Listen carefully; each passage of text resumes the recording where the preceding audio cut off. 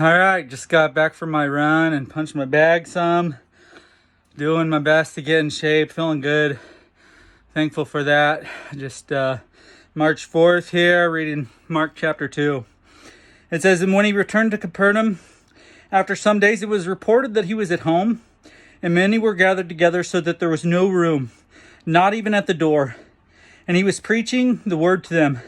And they came, bringing to him a paralytic, carried by 4 men.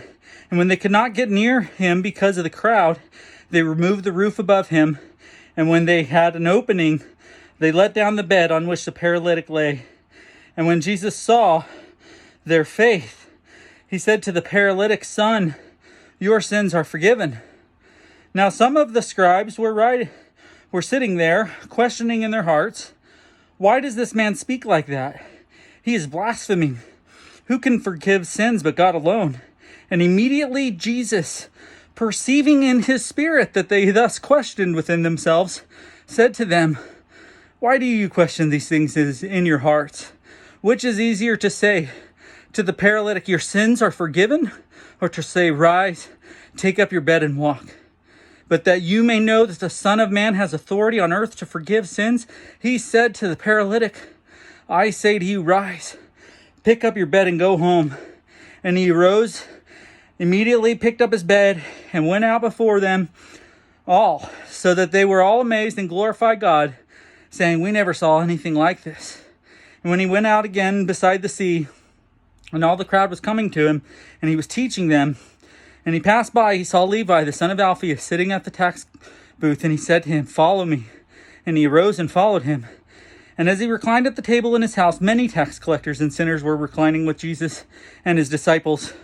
For there were many who followed him. And the scribes and the Pharisees, when they saw he was eating with sinners and tax collectors, said to his disciples, 'Why does he eat with tax collectors and sinners?'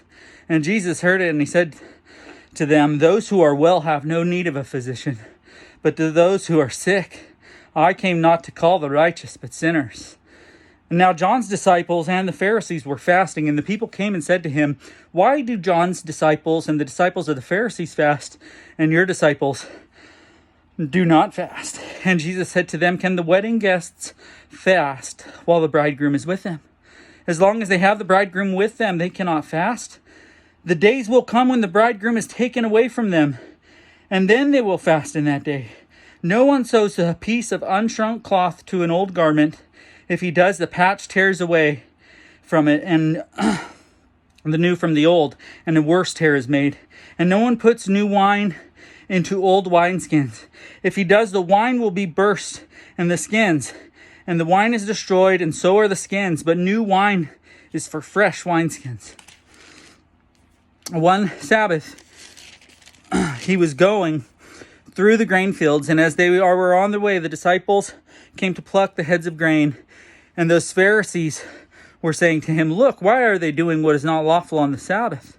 And he said to them, 'Have you not read what David did when he was in need and was hungry, and those who were with him, how he entered the house of God at the time of Abiathar the high priest, and ate the bread of the presence, which is not lawful for any but the priest to eat, and also gave it to those who were with him? And he said to them, the Sabbath is not made for man, but man for the Sabbath. So the Son of Man is Lord, even of the Sabbath.'" And yeah, what a powerful chapter. It starts off with these amazing people who are doing whatever they can to get their friend to Jesus. And that's the kind of friends we all need. Ones who are going to find a way to get you to Jesus. And what's amazing is that Jesus sees their faith. He sees the faith of the ones who are carrying this man to Jesus. And then he says, your sins are forgiven. And that's such a beautiful thing, that Jesus has the authority to forgive sins. And I don't think we realize how much that is what often binds us and puts us in different situations, be they physical whatever. A lot of times the root cause is sin, but Jesus is so willing to extend forgiveness and to honor faith, and he knows our hearts, he knows our minds, he knew what those who were with him were thinking, and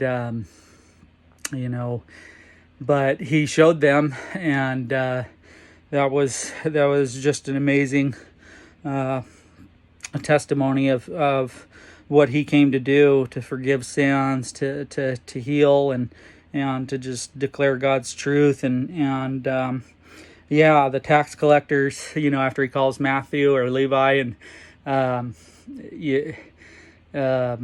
people are so offended that Jesus hung out with sinners, and Jesus, he said, I didn't come for the righteous. I came for the sinners. And, it's not the sick who need a physician. And, I just really thank God that he sent his son for me.